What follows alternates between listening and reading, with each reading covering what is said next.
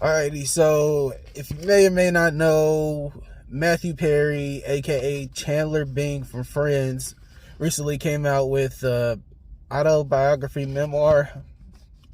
I don't know what he called it, but it's basically a bunch of his life adventures and a couple things.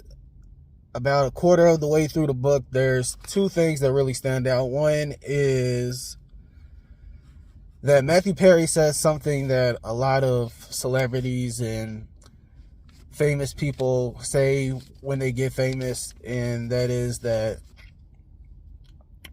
fame isn't all it's cracked up to be, and no matter how many times you say it, the people that haven't been famous won't agree with it, and the people that are famous will agree with it. And to that I say, you are absolutely 100% goddamn right, Matthew Perry. Let me find out for myself when the big numbers come through on the view counts, and I could get some special privileges and go to Benihana's and Nobu and whatever other places rich people go to. When I find that out, I'll believe it. But for now, I don't believe it, because I think 10 times out of 10, the celebrities that do get famous will choose money and fame over being a 9-to-5er any day of the week. And I understand that, some people want to just go out and be a normal person, but being a normal person fucking sucks, man. It fucking sucks. Like, always constantly worrying about bills. I don't worry about bills, but like the average person does. They worry about bills, surviving. They worry about what other people think about them. They worry about just a bunch of shit that fame and money will just erase. So until I get to that mountaintop, I will firmly disagree with you, Matthew Perry.